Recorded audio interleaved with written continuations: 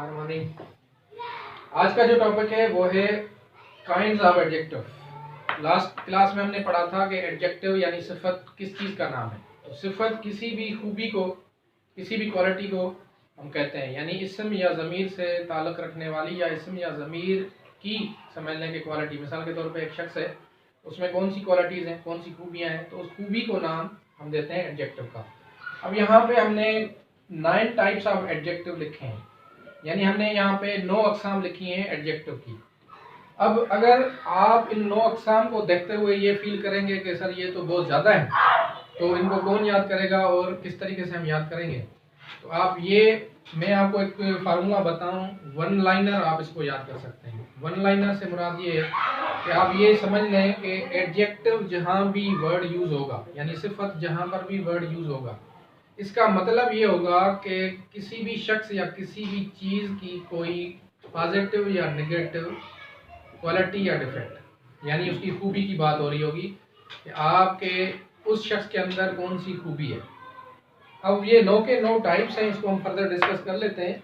लेकिन 9 के 9 टाइप्स अगर आपको परेशान कर रहे हैं तो आपने इसको सर पे सवार नहीं करना। आपने वन लाइनर डेफिनेशन इसकी याद करनी है और आपको उस वन लाइनर में ही आपको जो भी वर्ड आप यूज़ करेंगे वो आपको अगर एडजेक्टिव होगा तो दिखाई देगा, यानी आपको वो समझ आ जाएगा कि दिस वर्ड इज एडजेक्टिव। तो वन लाइनर क्या डेफिनेशन हुई कि कोई भी इसम या ज़मीर या कोई भी चीज़ या कोई भी शख्स जिसकी क्वालिटी खूबी के बारे में, चाहे वो उसकी पॉजिटिव हो चाहे नेगेटिव क्वालिटी हो, एट्रीब्यूट हो, उसके बारे में अगर हम बात करेंगे तो वो एडजेक्टिव कहलाएगा। अब इसकी 9 टाइप में से पहली जो टाइप है वो है क्वालिटी एडजेक्टिव, यानी वो सिफत, वो खूबी जो कि पॉजिटिवली काउंट होती है। मिसाल के तौर पे he is a good man, ये एक अच्छा शख्स है। He is honest, he is smart, he is hard worker. तो अगर इस तरह की कोई क्वालिटी आती है तो इसको हम कहते हैं क्वालिटी एडजेक्टिव या खूबी वाली। नंबर 2 है क्वांटिटी। क्वांटिटी एडजेक्टिव से मुराद ये है कि वो मिकदार, यानी किसी भी चीज़ या किसी भी इसम के मिकदार को रिप्रेजेंट करता है। मिसाल के तौर पे मेरे कप के अंदर शुगर कम डलनी चाहिए। तो शुगर क्या है? शुगर एक नाम है जिसको हम नाउन कहते हैं, और उससे रिलेटेड हम बात कर रहे हैं कि शुगर की जो मिकदार है वो आपने चाय में कम रखनी है।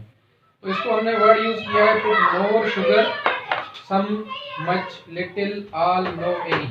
यानी इस तरह के जितने भी वर्ड्स हैं वो आपकी क्वांटिटी कहलाते हैं। तो क्वांटिटी से मुराद ये है कि शुगर की, अगेन आप एक खूबी बयान कर रहे हैं कि हमने इस कप में कितनी मिठास डाली हुई है, कितनी शुगर डाली हुई है, वो ज़्यादा है कम है, तो इसको हम क्वांटिटी यानी मिकदार वाली एडजेक्टिव कहते हैं। उसके बाद तीसरा जो इसका टाइप है एडजेक्टिव का, सिफत का तीसरा जो अक़साम है वो है नंबर। नंबर से मुराद है अदद। मिसाल के तौर पे हमने एक जुमला बनाया हुआ है कि he is owner of 3 cars, यानी इसके पास 3 गाड़ियाँ हैं, ये 3 गाड़ियों का ओनर है। यानी एक क्वालिटी रिप्रेजेंट हो रही है, एक खूबी रिप्रेजेंट हो रही है कि इस शख्स के पास 3 गाड़ियाँ।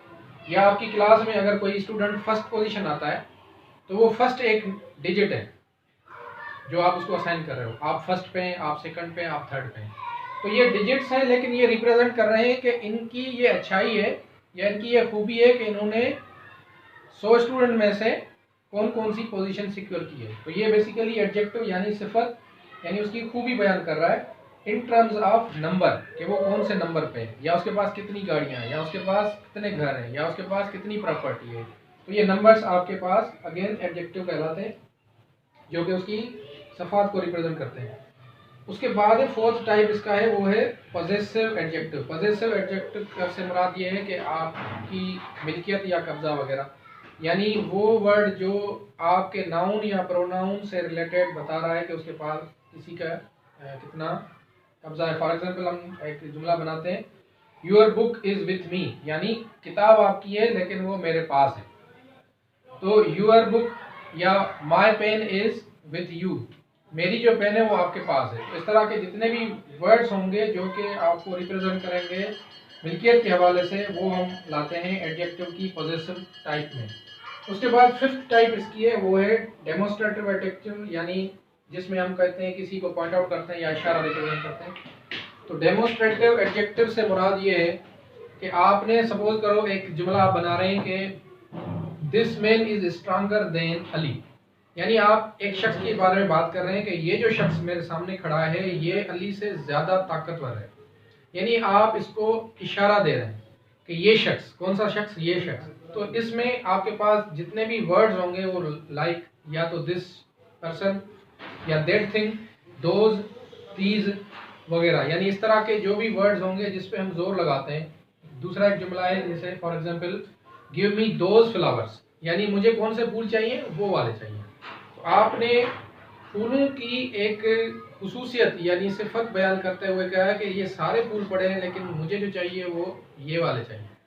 तो यहाँ पर ये जो वर्ड्स हैं दैट, दोज, दिस और दीज वगैरह, ये वर्ड्स एज अ एडजेक्टिव यानी एज अ सिफत यहाँ पर यूज़ होते हैं, क्योंकि वो एक चीज़ के इशारे के तौर पे और उसकी अहमियत रिप्रेजेंट करने के तौर पे यहाँ पे यूज़ होते हैं कि मुझे यही फूल चाहिए, दूसरे नहीं। इसका सिक्स टाइप यानी छठा जो टाइप है वो है डिस्ट्रीब्यूटिव एडजेक्टिव। डिस्ट्रीब्यूटिव एडजेक्टिव से मुराद ये होती है कि अलग अलग, तो इसमें एक जुमला है या तकसीम आप इसको कह सकते हैं, each boy must take his turn, यानी हर बच्चे को अपना टर्न लेना पड़ेगा या लड़ना चाहिए, अपनी बारी पे बोलना चाहिए, अपना बारी लेनी चाहिए। तो हम इसको वर्ड यूज करते हैं जैसे एवरी, ईच, इस तरह के जितने भी वर्ड होंगे।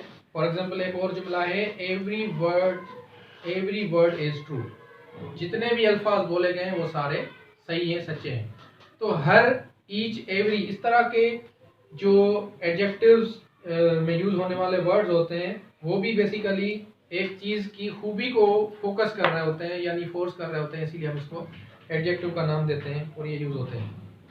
उसके बाद इसमें आपके पास आइदर, एवरी, ईच या इस तरह के यानी इंडिविजुअल किसी भी चीज़ को रिप्रेजेंट करने वाले वर्ड्स यूज होते हैं डिस्ट्रीब्यूटेड एडजेक्टिव में। सेवेंथ इसका जो टाइप है वो है एम्फेसाइजिंग एडजेक्टिव यानी ताकीदी, यानी हम किसी चीज़ पे ज़्यादा जोर देते हैं, ताकीद करते हैं। मिसाल के तौर पे आई, हमने जुमला बनाया हुआ है आई सा it with my own eyes, मैंने ये चीज़ें अपनी आँखों से देखी हैं, यानी अपनी आँखों से। तो इसमें आपके पास जितने भी वर्ड्स होंगे जैसे ओन और वेरी, स्पेशली ये दो वर्ड्स इस एडजेक्टिव में यूज होते हैं। दिस इज वेरी इंपॉर्टेंट, मैं कहता हूँ ये इंपॉर्टेंट है लेकिन वेरी इंपॉर्टेंट, यानी वेरी पे हमने इसको एम्फेसिस किया है, जोर लगाया, ताकीद की है कि ये जो जिसकी हम बात कर रहे हैं ये ज़्यादा इंपॉर्टेंट है। तो मेरी, मैंने खुद इसको देखा है, या दिस इज वेरी इंपॉर्टेंट। तो इस तरह के जो वर्ड्स होते हैं ओन या वेरी वो एम्फेसाइजिंग एडजेक्टिव में आते हैं। उसके बाद जो एट्थ है इसका वो है इंट्रोगेटिव एडजेक्टिव। इंट्रोगेटिव मींस आपके पास सवालिया टाइप भी एक सिफात यूज हो सकती हैं जुमले के अंदर। मिसाल के तौर पे what manner of this man is, इस शख्स की कौन सी मैनर है ये, यानी इस शख्स का ये कौन सा एटीट्यूड है। हम एटीट्यूड में अगर बात करते हैं चाहे उसका अच्छा है या बुरा है तो हम उसको कहते हैं कि what type of this person is, ये किस किस्म का शख्स है। What type of thing this is, ये किस किस्म की चीज़ है।